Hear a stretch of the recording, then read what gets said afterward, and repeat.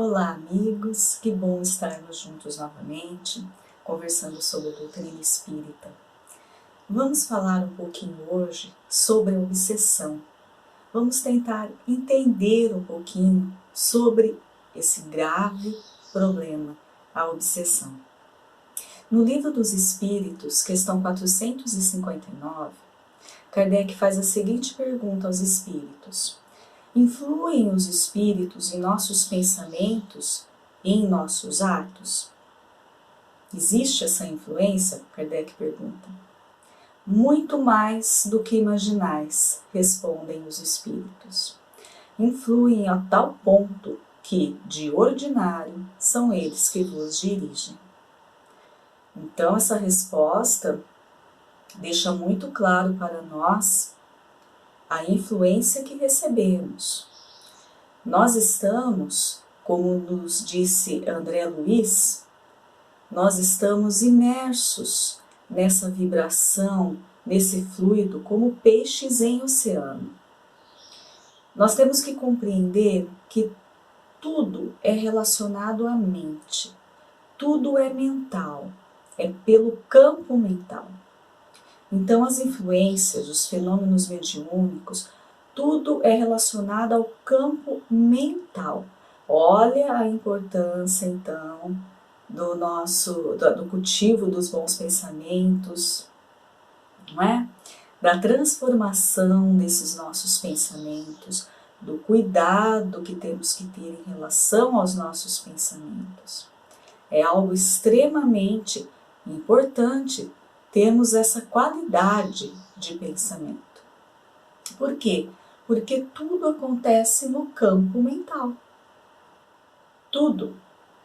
Então nós emitimos, através do nosso pensamento, nós emitimos um teor vibracional, né? Uma espécie de vibração. Com essa vibração que veio através dos nossos pensamentos, por que pensamentos? Porque os pensamentos carregam os nossos sentimentos, carregam a nossa verdade, carregam aquilo que somos. Então, quando pensamos, emitimos vibrações. Essas nossas vibrações emitidas vão atingir os nossos irmãos. Estão num campo vibracional.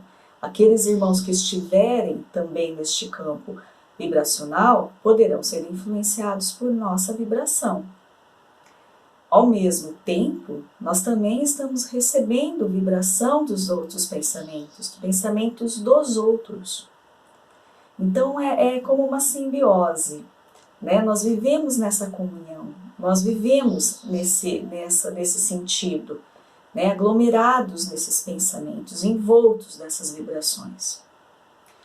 Aqueles que estiverem no mesmo teor do nosso pensamento estarão pensando como nós pensamos, estarão no mesmo teor vibratório dos nossos pensamentos, consequentemente dos nossos sentimentos. Isso é um ponto que devemos prestar atenção, devemos refletir sobre isso, sobre a importância da necessidade da transformação do nosso pensamento, da necessidade de refletirmos o nosso pensamento.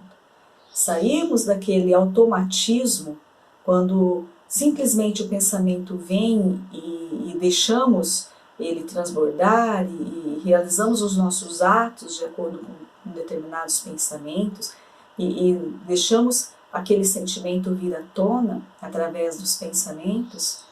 Então nós temos que nos livrar desse automatismo, que é aquilo que nós já trazemos conosco. Nós temos que trabalhar esse sentimento, modificando o nosso pensamento, para irmos não só naquele automatismo, mas refletirmos o que estamos pensando. O nosso pensamento está sendo bom? Está sendo bom para mim? Está sendo bom para os outros? Que tipo de vibração estou emitindo através do que penso? Através do meu campo mental? Isso é importante. Isso passa despercebido por nós, mas não deveria. Deveríamos ficar muito atentos a esse critério de pensamento e transformá-los, né, naquilo que for necessário transformar. Bom, então nós vimos que, pela resposta dos espíritos a Kardec, nós vimos que, de ordinário, na palavra dos espíritos, são os espíritos que nos dirigem, os pensamentos deles que nos dirigem, porque damos guarida, permitimos, não é? E estamos envoltos nessa influenciação. No Livro dos Médiuns, capítulo 14, Kardec nos informa algo muito importante, relacionado a toda o campo mental, a isso que estamos comentando sobre o pensamento. Então Kardec diz assim para nós: todo aquele que sente, num grau qualquer, a influência dos espíritos, é por esse fato médium. Então o que Kardec disse aqui para nós, o que ele nos trouxe de informação? Kardec nos informa que, se conseguirmos sentir a influência de qualquer espírito, influência através do campo mental, a influência que estamos envolvidos, com certeza, né? E a todo momento, se temos essa capacidade de sermos influenciados, então todos somos médiuns. Kardec nos diz que a mediunidade ela é inerente ao ser humano, inerente a todos nós, tá? Então todos, nesse critério da influenciação, que todos nós somos passíveis de recebê-la, né, e também a transmitimos, então nesse critério todos nós somos médiuns. Aí ele continua: essa faculdade é inerente ao homem, ou seja, faz parte da nossa natureza. Não constitui, portanto, um privilégio exclusivo. Então, nós chamamos de médium um ou outro, mas não é privilégio desses que são chamados de médiuns. A mediunidade é inerente ao homem, está na sua constituição. Então, todos temos. Por isso mesmo, raras são as pessoas que dela não possuam alguns rudimentos. Então, quer dizer, raras são as pessoas que não se apercebem de nada, né? Aqui, quando eu digo não se aperceber, não quer dizer a comunicação com o mundo espiritual, não quer dizer a mediunidade da visão, da psicofonia, nada disso. O que eu estou querendo dizer aqui é, todos nós sentimos a influência, nós nem percebemos, mas nós sentimos, né? Então Kardec diz que raros são os que não sentem, né, alguma influência, esses rudimentos. Pode, pois, dizer-se que todos são mais ou menos médiuns. Então aí Kardec vem nos trazer uma informação importante. Como nós sentimos influência? Todos nós sentimos essas influências, recebemos essas influências. Tudo é no campo mental. Então, nós temos essa conexão. Nós temos essa conexão com os espíritos desencarnados. Então, todos somos médiuns nesse conceito. Mas aí, mais para frente, no texto, no Livro dos Médiuns, ele vem nos trazer a informação de que costuma-se, então, priorizou-se chamar de médiuns aqueles que trabalham a mediunidade, aqueles que são os médiuns ostensivos, aqueles que têm os seus trabalhos dentro do campo mediúnico, e é como se convencionou, né? Então, os médiuns são aqueles que têm esse trabalho relativo à mediunidade, quer seja na reunião mediúnica, pela psicofonia, pela psicografia, né? Tem vários tipos de mediunidade, né? Então, aqueles que trabalham com algum tipo dessa mediunidade de cura, então, esses são chamados médiuns, porque eles são os médiuns ostensivos, mas todos nós recebemos a influência, todos nós somos passíveis da influenciação. Então, nessa característica genérica, todos somos médiuns. É importante termos essa noção. Por quê? Porque nós temos que nos atentar a este nosso campo mental. Isso que é importante, né? Que nós temos que frisar muito bem. Então, a obsessão, ela é um fenômeno do campo mental. Totalmente do campo mental, pura e simplesmente do campo mental. E Leon Denis vem nos dizer em sua obra que não ocorre a obsessão tão somente entre os desencarnados e os encarnados. Isso nós pensamos, né, que a obsessão é do mundo espiritual para nós. Não, ela é do mundo espiritual para nós, ela pode ser nossa para o espírito desencarnado, ela pode ser entre os desencarnados e ela pode ser entre os encarnados. Por quê? Porque todos nós pensamos. Todos nós temos as nossas vibrações e o nosso campo mental. Então, todos nós nos influenciamos, né? Recebemos a influência e também influenciamos os nossos irmãos, quer estejam desencarnados ou não. Olha como este assunto é amplo, como é muito além daquilo que a gente imagina. É uma proporção muito maior. Por quê? Porque nós estamos, como nos diz Leon Denis, nós nos subjugamos reciprocamente pelos fios invisíveis da sugestão. Olha a mente, o pensamento, a influência. Nós sugestionamos as outras pessoas e recebemos as sugestões e nem nos damos conta muitas vezes disso. É um perigo. Por isso que devemos ser criteriosos naquilo que emitimos. Então a obsessão, ela está no campo desse domínio, né? A obsessão, ela está num domínio que vai de vários graus, que nós vamos analisar aqui agora. E é bom salientar que a obsessão nunca virá de um bom espírito.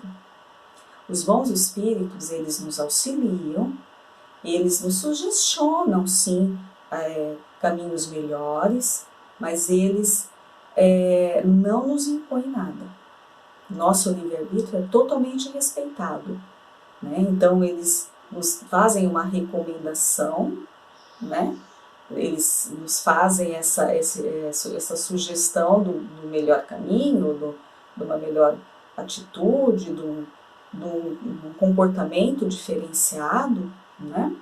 Mas não nos forçam, não impõem o seu desejo, a sua vontade, o seu pensamento. Apenas nos dão uma orientação. Já diferentemente, os espíritos inferiores, não. Eles trabalham nesse domínio através da imposição. Então, uma obsessão nunca será de um bom espírito, mas sim de um espírito inferior. Bom, a obsessão, então, ela apresenta características muito diversas, né? Ela vai desde de uma simples influência moral, né? Apenas uma sugestão simples, uma influência moral, sem sinais exteriores perceptíveis, né? Nada demonstra naquela pessoa uma obsessão, né? Até a completa perturbação do organismo e das faculdades mentais. Então, a obsessão ela tem graus de importância, graus de dificuldade, graus de periculosidade, né? Uma obsessão nunca é boa, em hipótese alguma, mas existem esses graus. Então, ela diversifica nesse sentido das suas características. Então, vamos aqui, dentro do nosso tempo possível, né, analisar rapidamente essas características. Então, Kardec nos informa no Livro dos Médiuns que ele classifica a obsessão em três tipos, porque ele diz que a obsessão, o termo obsessão, ela é genérica, é um termo genérico, está querendo dizer das espécies das obsessões. Então, ela engloba as espécies de obsessões. Então, por Kardec, né, através do estudo da codificação, nós entendemos que existem e acontecem as obsessões simples, a fascinação e a subjugação. Então, as obsessões simples, ela é esse grau menor, é aquela sugestão, é uma ideia fixa, é uma má influência, né? Da onde nos facilita ali decisões equivocadas, nos facilita a entrada no mundo dos vícios, né? Então é aquela sugestão que vem, a gente acata, e, enfim, aquela ideia que aparece e a gente dá guarida, né? E a gente trabalha essa ideia no nosso campo mental. Então é obsessão. É perigosa? Com certeza, porque ela pode se tornar das espécies mais difíceis. Mas mesmo ela sendo uma obsessão simples, ela é perigosa. Porque se não nos atentarmos à nossa conduta, não nos atentarmos aos nossos pensamentos, ela nos complica a vida, não é? Então, essa é a obsessão simples. Aí nós temos, em seguida, de acordo com o estudo da codificação espírita, nós temos a fascinação. A fascinação, ela já é algo diferente, é uma obsessão mais perigosa.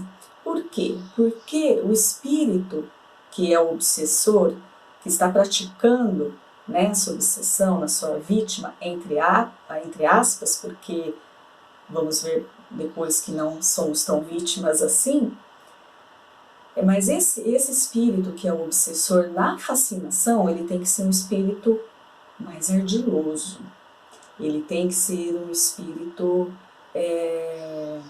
mais enfático na imposição das suas ideias, né? Mais teimoso em relação a isso. Então, o que acontece? A pessoa que está recebendo essa influenciação, o fascinado, ele se sente iludido, ele vive uma ilusão, né? A palavra correta o termo correto para se dizer é esse. Ele vive numa ilusão. Ele aceita crenças descabidas, ele aceita ideias ridículas como verdadeiras, ele tem atitudes ridículas e até mesmo perigosas em alguns momentos. Ele vive numa ilusão que foi criado para ele e ele aceitou de uma tal maneira que ele vive dentro dessa ilusão. E vemos muitas pessoas assim. E uma característica interessante e que dificulta muito, né, para a pessoa que está fascinada, que ela se afasta das outras pessoas que convivem com ela e que estão percebendo que ela está tendo pensamentos muito estranhos, muito fora da realidade, ela está tendo atitudes comprometedoras, ridículas, até perigosas para ela mesma. E as pessoas vão falar com cuidado, com carinho, né? E o fascinado não aceita. E muitas vezes ele se afasta, quando ele tem a oportunidade de se afastar, ele se afasta para não ouvir aquela recomendação. Porque ele está certo dentro da sua ilusão de que ele está completamente correto e as outras pessoas que não estão entendendo como ele enxerga as coisas. É uma fascinação e é perigosa. Por último, nós temos a subjugação. A subjugação já é o alto grau da obsessão. É extremamente perigosa, porque é um domínio mental. Aí nós já passamos daquela simples influência moral para um domínio mental, passando pela ilusão, né, e chegando no domínio mental.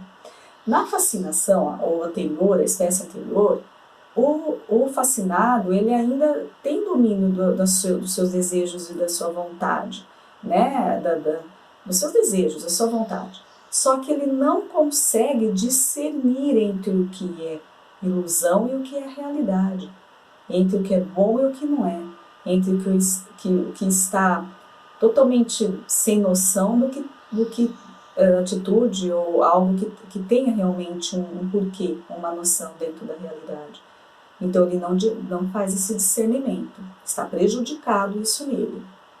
Agora o subjugado ele já não tem mais o seu desejo, não tem mais a sua vontade, ele tem domínio mental.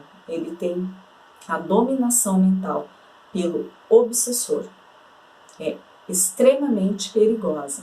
Então paralisa a pessoa, paralisa totalmente, não tem crivo algum. Ela não reflete nas suas palavras, nas suas atitudes, ela não reflete. Ela é como um robô sendo guiado por aquele obsessor. Ela nem se dá conta disso, mas o domínio que ela está recebendo é extremamente forte.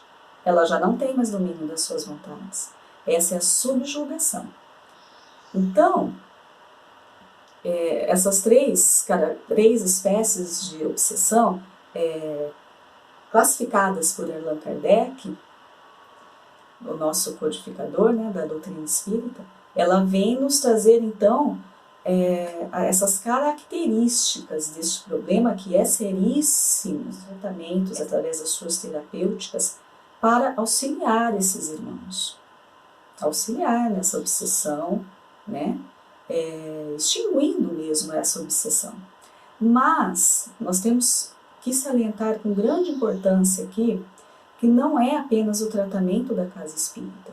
E por que nós dizemos a casa espírita? A casa espírita por quê? Porque a doutrina espírita nos trouxe todas essas informações, essas características e outras informações que não tem como falarmos além, porque esse assunto é muito vasto, né? Poderíamos ficar aqui falando muito mais tempo, né? Temos muitas outras informações que poderiam ser passadas.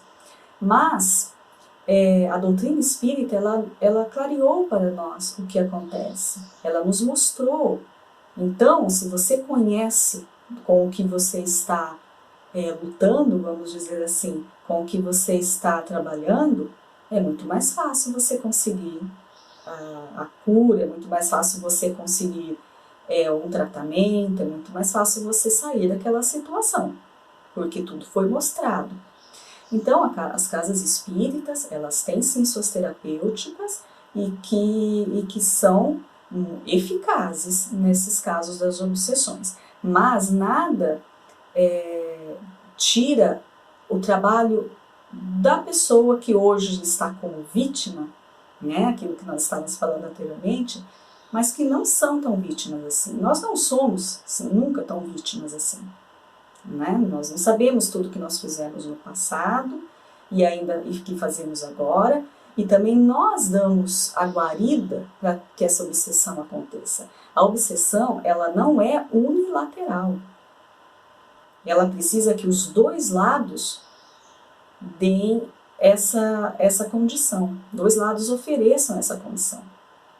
Então nós oferecemos a condição para que esse espírito possa nos subjugar, nos fascinar, né? Nós oferecemos essa condição.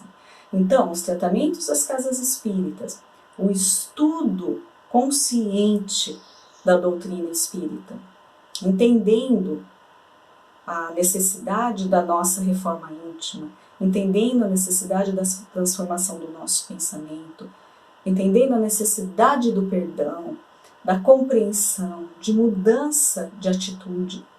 Isso vai nos fortalecer e nos prevenir. A prevenção é sempre o melhor remédio. E nós temos como nos prevenir dessas obsessões e desses irmãos, né, que ainda estão em situações inferiores e que têm essa vontade de subjugar um outro irmão. Né? E a obsessão é importante que tenhamos em mente que ela não acontece da noite para o dia. Não.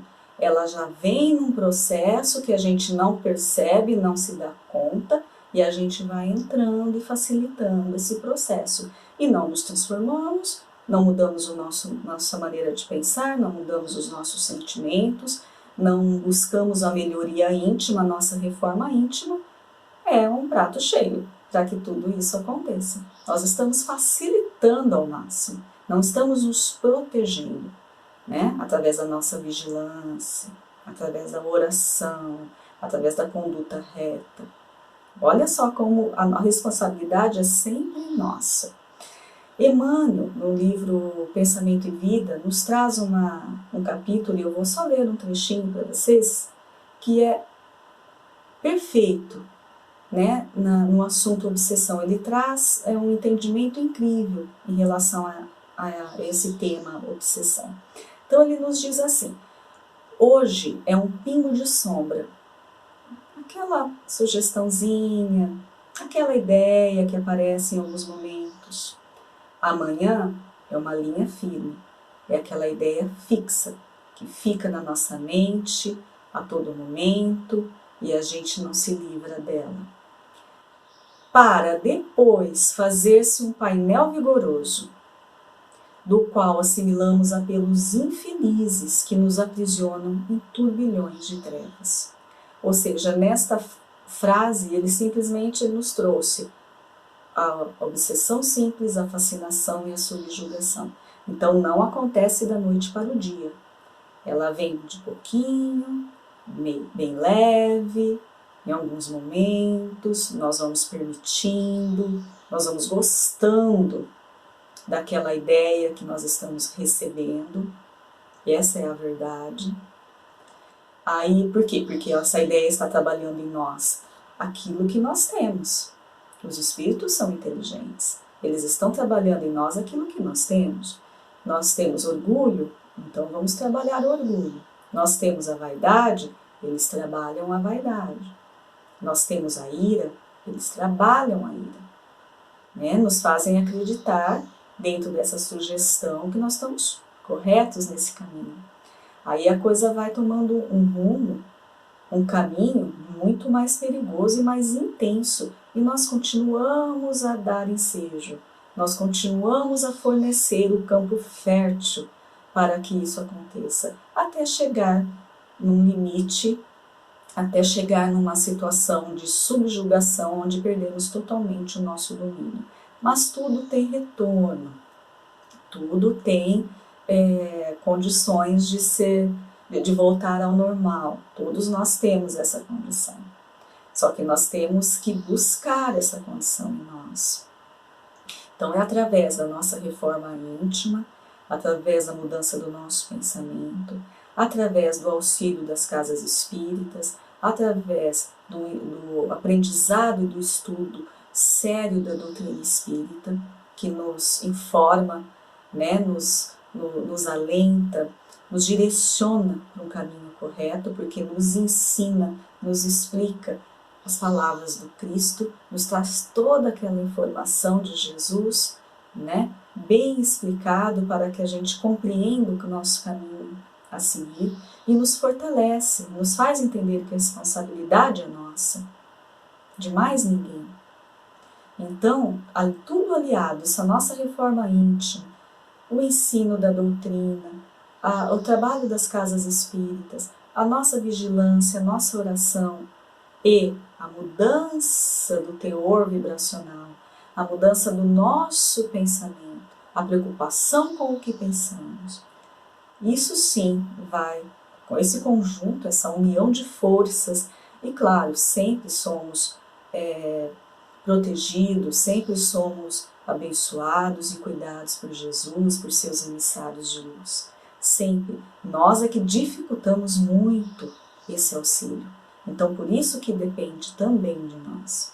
Então, é importante que tenhamos isso em mente. Então, vamos trabalhar essa situação, vamos começar a pensar o nosso pensamento, a refletir o que pensamos e ver se está no caminho correto, se esse pensamento é o correto, para não deixarmos chegar a obsessão, não deixarmos chegar em perturbações maiores que vão dificultar muito a nossa vida e muito o nosso retorno ao equilíbrio. Então, meus amigos, depende de nós. Jesus está aí sempre a nos abençoar, nos permitiu o Consolador prometido, que é a doutrina espírita, que nos traz todas as informações necessárias, né, o estudo necessário.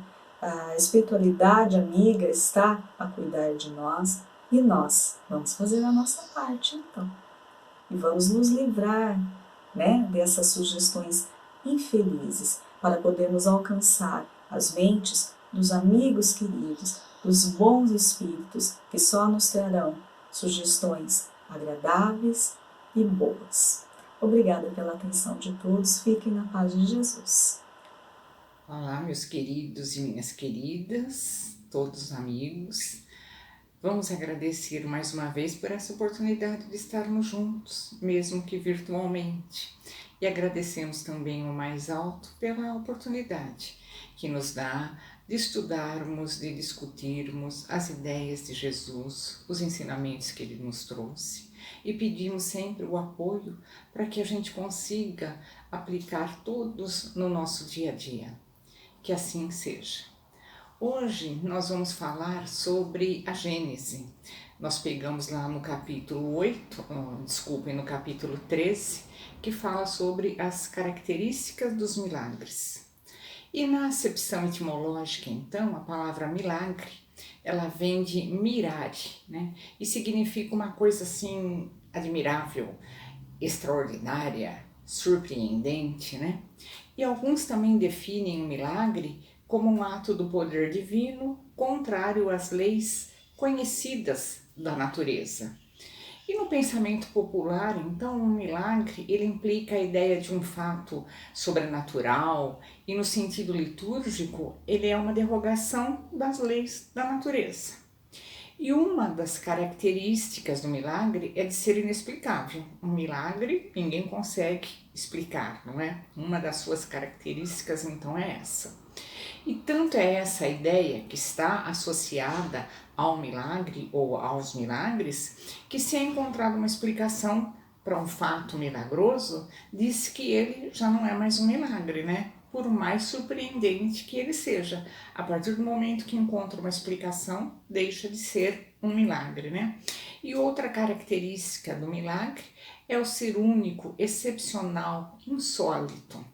Do momento em que ele se reproduz, né, acontece com uma certa frequência, é porque ele está sujeito a uma lei. E por consequência, essa lei sendo ou não sendo conhecida, ele não pode ser um milagre. Se o fato se repete, é porque ele está subordinado a algum movimento, alguma lei, mesmo que a gente desconheça essa lei. Então, a partir do momento que ele se repete, que ele se reproduz, ele não pode mais ser considerado um milagre, né? Mas os séculos de ignorância, eles foram fecundos em milagres, porque se considerava tudo miraculoso. Tudo aquilo que nós não conhecíamos era tido como um milagre. Lógico, nós não tínhamos explicação para o fato, para aquele acontecimento, taxávamos de milagroso. Simplesmente ficava ali, a explicação era essa. Não vamos procurar nos aprofundar, não, é um milagre e ponto, não é? Mas à medida que a ciência revelou novas leis, esse domínio do maravilhoso, do miraculoso, ele se restringiu, ele foi ficando mais afunilado, né? Mas como a ciência também ainda não tinha explorado todo aquele vasto campo da natureza, restou ainda uma parte bem grande para o maravilhoso, para aqueles fatos serem considerados miraculosos, milagres, né? E assim, demonstrando que o elemento espiritual é uma das forças vivas da natureza, juntamente com a força material, o Espiritismo fez entrar os fenômenos que dele resultam, desse elemento espiritual, né? Fez entrar esses fenômenos no círculo dos efeitos naturais, porque esses fatos, como os outros, estão sujeitos a leis, não é? Então o Espiritismo vem nos trazendo conhecimento desse elemento espiritual que era desconhecido lá atrás, agindo justamente com a força material, com o elemento material. O Espiritismo vem esclarecer, vem explicar, né, que esses fenômenos tidos como miraculosos, né, resultam de efeitos naturais, tá? Porque esses fatos estão sujeitos também a leis. E como nós dissemos no começo, se um fato está sujeito a uma lei, ele se repete, ele se reproduz, ele não pode mais ser considerado um milagre, ele tem uma explicação, né? Então o Espiritismo vem, portanto, fazer o que cada ciência fez quando ela surgiu, quando ela teve lá o seu início, né?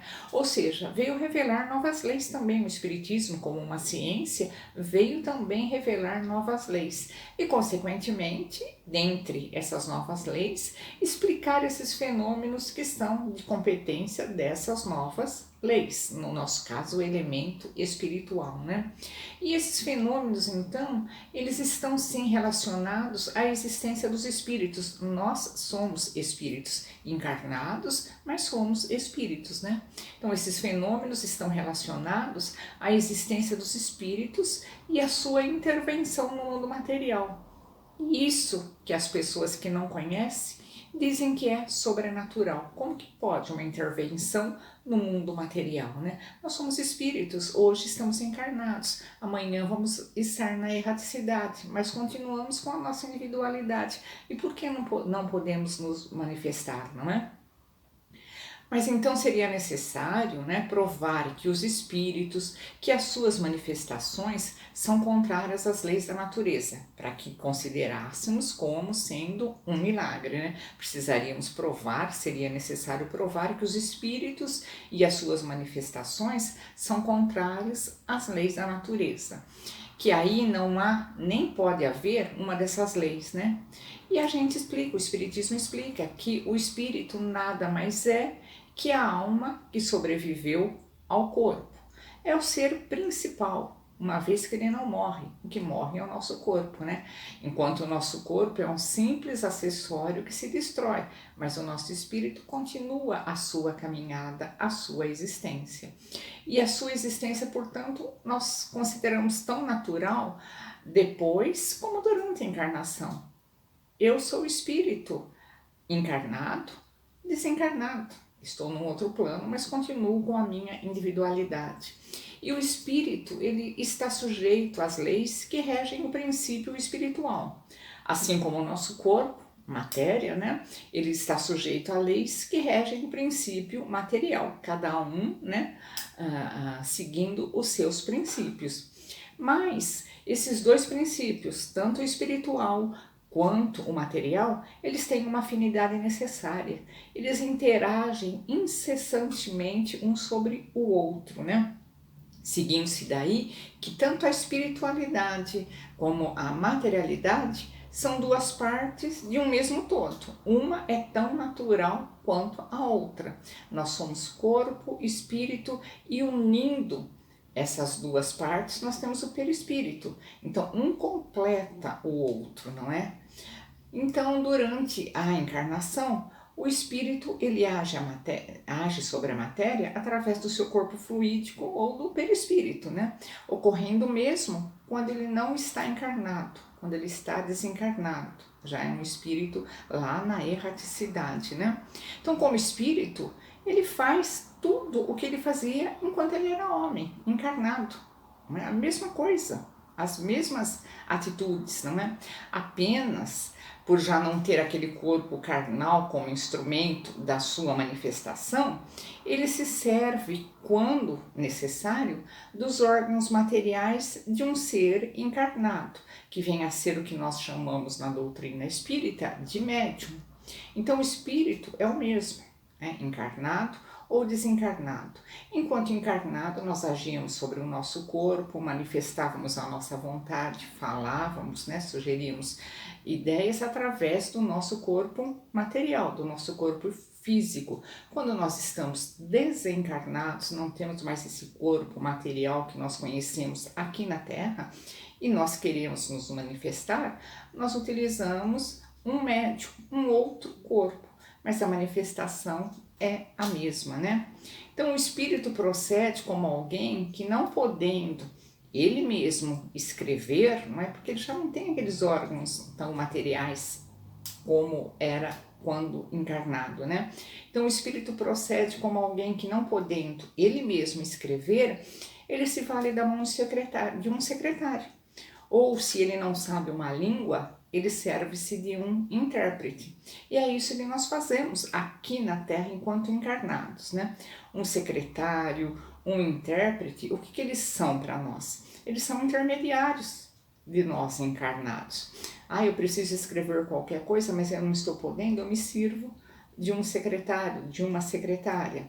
Eu preciso passar essa mensagem, mas eu não conheço essa outra língua, eu me sirvo de um intérprete, uma pessoa que é intermediária entre a minha ideia, a minha vontade e um terceiro, não é? E o mesmo modo, o médium. O médium é o secretário ou é o intérprete do espírito. Tá?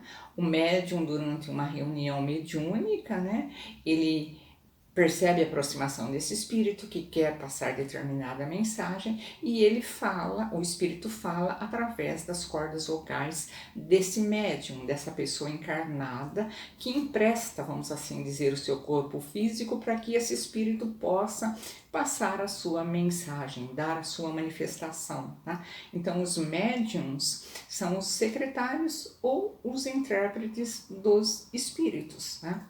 Então não há nada de milagre nisso, nós conhecemos como se processa esse fenômeno, né?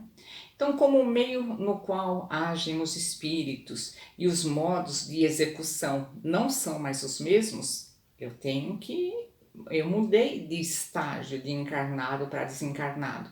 Então, o modo de agir também não vai ser o mesmo, né? Então, como o meio no qual agem os espíritos e os modos de execução não são mais os mesmos que no estado de encarnação, os efeitos também são um pouco diferentes, né? E esses efeitos, então, parecem sobrenaturais. Por quê? Porque são produzidos com o auxílio de agentes diferentes daqueles dos quais nos servimos diariamente, né? Mas desde o momento em que esses agentes estão na natureza e que as suas manifestações elas ocorrem em virtude de certas leis, tem uma sequência, tem uma lógica, né? Não há nada de sobrenatural ou nada de maravilhoso. Então, uma comunicação espírita não tem nada de sobrenatural, nada de milagre. Ela é explicada, ela tem a explicação lógica, né? Então, nós perguntamos, olha, antes de conhecer as propriedades também da eletricidade, os fenômenos elétricos, eles eram considerados como prodígios por certas pessoas. Mas desde que a causa foi lá conhecida, o maravilhoso desapareceu, não é? Eu clico aqui no interruptor, a luz acende. É milagre isso? Parece, né? Nossa, o que aconteceu? Para um simples toque num botão, a claridade se instalar, não é? Todo o processo elétrico. Se nós não conhecêssemos, nossa, isso daí é uma maravilha, é um milagre.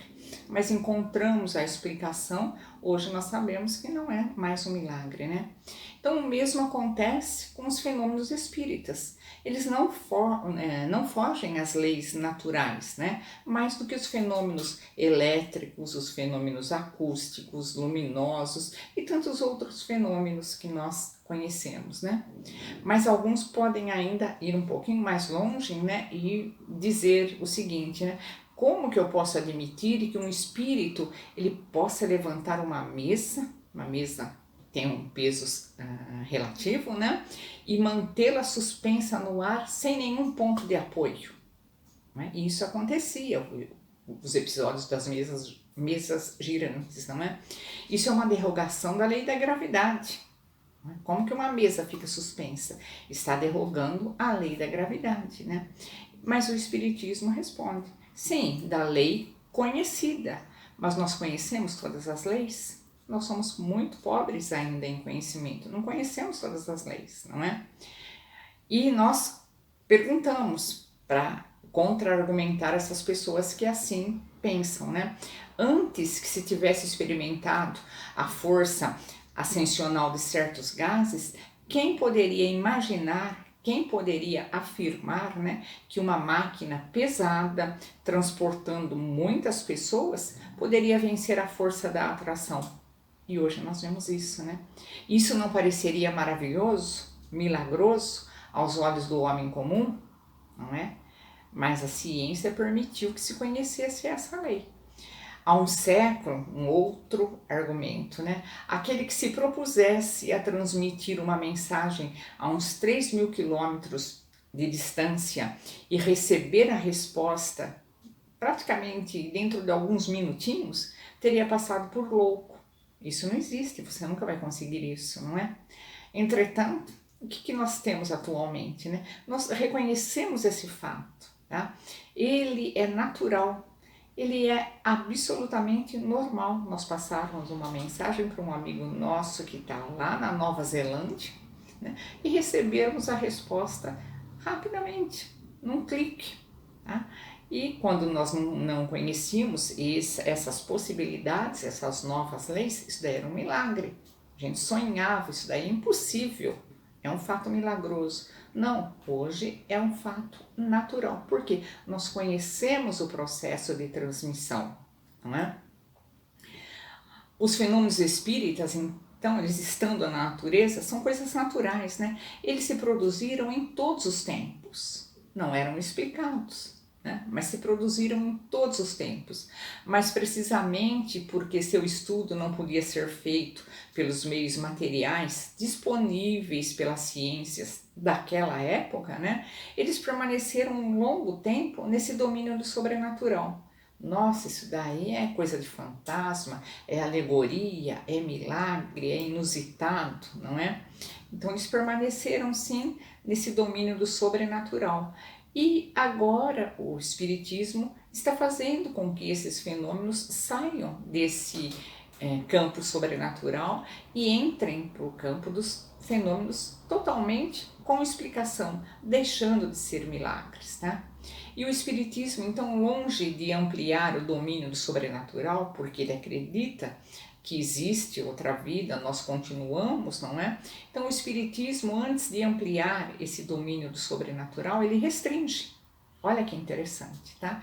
Se ele faz crer na possibilidade de alguns fatos, também ele impede que se acredite em muitos outros, porque ele demonstra lá no campo da espiritualidade, como faz a ciência no campo nosso da materialidade, o que é possível e o que não é. Tá? Então nem tudo também é possível, nem tudo nós conhecemos ainda.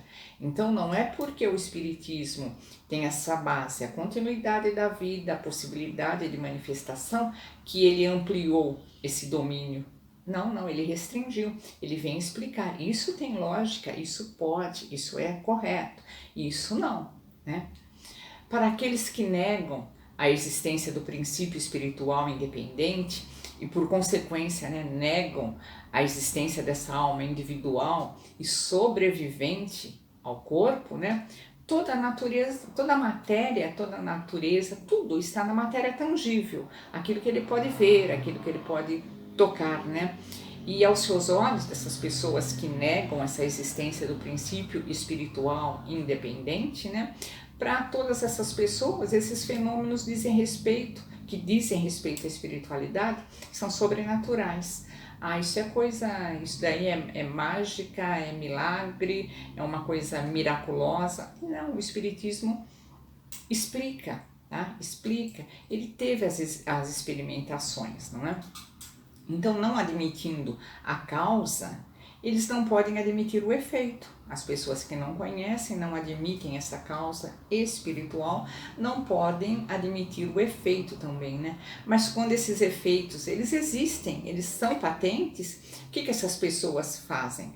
Atribuem esses fenômenos à imaginação, à ilusão, à alucinação, né? E se recusam a se aprofundar neles, a conhecer. Se interessassem, fossem conhecer quando esses fenômenos podem acontecer, eles seriam sim convencidos, seriam esclarecidos. Mas como eles não admitem a causa, a sobrevida do espírito e o poder dele se manifestar através de um médium, eles também não podem admitir o efeito, não é? Então o que eles consideram? Isso daí é imaginação sua, isso daí é ilusão, isso daí é alucinação, você está sendo iludido, enganado, e não vão estudar os fenômenos a fundo, tá? Para se esclarecer melhor, né? Então, na maior parte das vezes, os fenômenos espíritas, eles são espontâneos, sim, e se produzem sem qualquer ideia preconcebida entre as pessoas que pensam neles, né? Em certas circunstâncias, algum desses fenômenos, eles podem ser provocados por agentes denominados médiuns, né? Porém, que esses fenômenos, eles sejam ou não sejam resultado de um ato de vontade, né? A causa primária é sempre a mesma e ele não se afasta nunca das leis naturais, né? Deus não faria uma lei, várias leis, para serem desrespeitadas. Então, tudo que acontece, nada tem de miraculoso, de milagroso. Estão dentro das leis naturais. Nós é que, pelo empobrecimento ainda da nossa cultura, do nosso intelecto, nós não conhecemos ainda todas as leis, tá? Mas tudo está submetido às leis naturais ou divinas, né? E os médiums, portanto, eles não produzem absolutamente nada de sobrenatural, né? E assim sendo, eles não fazem milagre nenhum, tá? Não existe isso.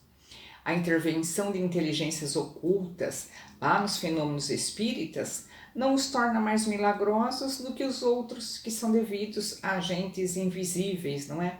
Porque esses outros seres ocultos também que povoam os espaços são uma das forças da natureza. Tudo está dentro das leis da natureza, tá?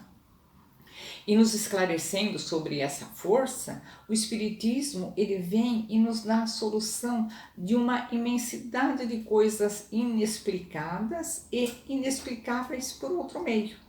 E que por isso lá no passado, como nós tínhamos muito menos conhecimento, elas foram consideradas como prodígios, como milagres, não é? A partir do momento que nós vamos conhecendo, nós vamos abolindo esses milagres. Nossa, isso daí é natural, isso daí pode ser reproduzido, isso daí pode acontecer novamente, né? Então, conhecendo-se essa lei, o maravilhoso desaparece. E esses fenômenos tidos como maravilhosos, né, milagrosos, tá? Eles começam a entrar no rol das coisas naturais, né? Eis porque os espíritas, eles não realizam milagres quando fazem com que mortos escrevam, né? Assim como o médico também ele não faz milagre quando ele faz com que uma pessoa moribunda reviva, né? Ele deu um remédio para aquela pessoa e aquela foi um milagre. Não, ele estudou, ele sabe que aquela composição daquele medicamento vai atuar naquele ponto que aquele doente precisa. Tá? E efetivamente, ele acertando na medicação, ele faz com que a pessoa tenha uma melhora. A mesma coisa o espiritismo, tá? Os mortos escrevem, uma pessoa desencarnada, um espírito que está lá na erraticidade, através de um médium, de um intermediário, tá? Ele manda uma mensagem, ou escrita através da psicografia, ou falada através da psicofonia, né? Que um médium se sujeita a oferecer o seu campo material para isso, para essa manifestação, e esse morto, esse desencarnado, passa uma mensagem, não é? Quanto aos milagres propriamente ditos, né, Deus pode sim fazê-lo, sem dúvida. Deus é onipotente, né? Então ele pode fazer sem dúvida, uma vez que para Deus nada é impossível. Mas nós perguntamos, ele faz, né? Ele derroga as leis que ele próprio estabeleceu, não é? Teria necessidade disso? Ao poder soberano, ele reúne a soberana sabedoria também, de onde é preciso então que a gente conclua que ele nada faz de inútil. Ele faria milagres somente para testar o seu poder? Não é? Nós não acreditamos nisso, né? Porque, olha, mas o poder de Deus, ele não se manifesta muito mais, olha, de maneira assim bem imponente, pelo grandioso conjunto das obras da criação. Isso que é um milagre, né? As obras da criação. Deus não precisa derrogar nenhuma de suas leis, elas estão corretíssimas, ele não precisa fazer milagres, né? E nós entendemos então, olha, que o poder de Deus, ele se manifesta muito mais, de uma maneira assim imponente, grandiosa, pelo conjunto das obras da sua criação, pela sábia previdência que preside toda essa criação. Ele criou isso há tempos imemoriáveis e continua sustentando toda essa criação. Isso sim nós poderemos considerar como uma beleza, como um milagre, não é? Preside toda a criação, tanto daquelas partes mais ínfimas, aquele verme minúsculo, né? Como nas maiores, tá? Pela harmonia das leis que regem o universo, nós vemos a sabedoria de Deus, as leis perfeitas que ele fez. Ele não precisa fazer o milagre já é essa criação, né? Então, assim, a questão dos milagres, ela não é da alçada do espiritismo, mas apoiando-se no raciocínio de que Deus nada faz de inútil, tudo tem um propósito, né? O espiritismo emite a seguinte opinião, né? Não sendo os milagres necessários para a glorificação de Deus, não precisa, não é? Nada no universo se afasta das leis gerais, tudo está submetido a essas leis, né? Se existem fatos que ainda não compreendemos, é porque faltam conhecimentos necessários. Nós temos que progredir intelectualmente e moralmente para adquirirmos esses novos conhecimentos, não é? Então, sabe-se que descobertas e conhecimentos o futuro nos reserva? Nós estamos aprendendo dia a dia. Nós somos muito crianças ainda, estamos aprendendo diariamente. E o futuro ainda nos reserva muitas descobertas, né? Colocando por terra o que nós ainda achamos miraculoso, né? Então, sem falar do milagre da criação, incontestavelmente é o maior de todos, não é? Nós já não vemos, não percebemos acontecerem no âmbito do magnetismo, do sonambulismo, os êxtases, as visões, as aparições, né, as visões à distância, as comunicações orais e outras com os seres do mundo invisível, fenômenos conhecidos desde tempos atrás, considerados como miraculosos lá atrás. Hoje não, né? E sendo atualmente, porque hoje eles não são mais conhecidos, tidos como miraculosos, tá? Porque eles são demonstrados, né, como pertencentes à ordem natural das coisas. Ele tem uma explicação, ele é natural, né? Então, pretender que o sobrenatural é o fundamento necessário de toda religião precisa ter esse elemento meio escondido, não é? Que ele é o ponto principal da organização cristã, é sustentar uma tese perigosa. Não, tudo tem a sua explicação. E o Espiritismo considera a religião cristã de um ponto mais elevado, tá? Ele lhe dá uma base assim bem mais sólida, tá? Que os milagres, tá? As imutáveis leis de Deus. O Espiritismo considera que todas as religiões cristãs estão baseadas nessa lei, né? Na imutabilidade das leis divinas. Deus fez tudo perfeito, ele não precisa derrogar de forma nenhuma, né? Então essa base, ela desafia o tempo, ela desafia a ciência, mas o tempo e a ciência com certeza virão sancionar essa base, tá? Deus, ele não se torna menos digno da nossa admiração, do nosso reconhecimento, né, da nossa adoração, do nosso respeito, por não haver derrogado as suas leis grandiosas. Elas são perfeitas, elas não precisam ser corrigidas ou serem derrogadas, né? Não há necessidade de sobrenatural para que se renda culto a Deus, culto que por sinal lhe é devido, né? A natureza, voltamos a perguntar, já não é por si só bastante imponente, bastante grandiosa, né? Quanto mais a religião tiver todos os seus pontos sancionados pela razão, menos incrédulos nós veremos, né? E o Espiritismo, ele não tem nada a perder com esta sanção, ao contrário, ele só ganha com isso, né? Se nós tomarmos a palavra milagre na sua acepção etimológica, no sentido de coisa admirável, extraordinária, nós teremos milagres acontecendo incessantemente sob as nossas vistas, né? Nós os aspiramos no ar, os calcamos sob os nossos pés, porque na natureza tudo é milagre. Se não vejamos, olha, há milagre na sabedoria infinita de Deus que a tudo preside.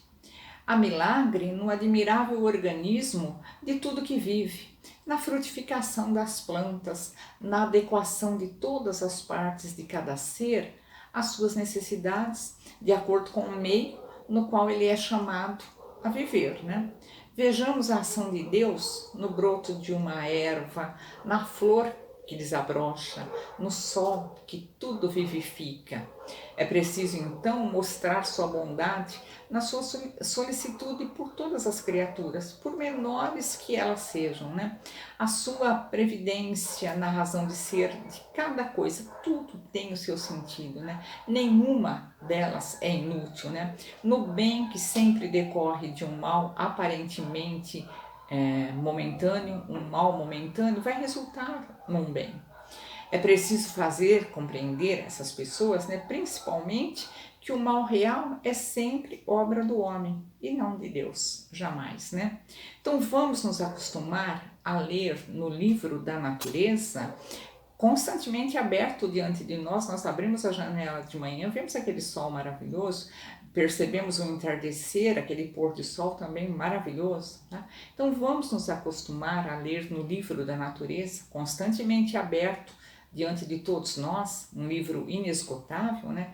Onde a cada página se acham inscritas a sabedoria e a bondade do Criador. Isso sim é milagre, não é? Compreenderemos então que um ser tão grande, se ocupando de tudo, velando por tudo, né? Tudo prevendo, ele tem de ser soberanamente poderoso, né? E com essa compreensão, como homens verdadeiramente religiosos, sobretudo racionalmente religiosos, nós deixaremos de crer em pedras que suam sangue, achando que é um milagre, né? Ou em estátuas que piscam os olhos e derramam lágrimas. Até a próxima e eu deixo meu abraço para cada um de vocês.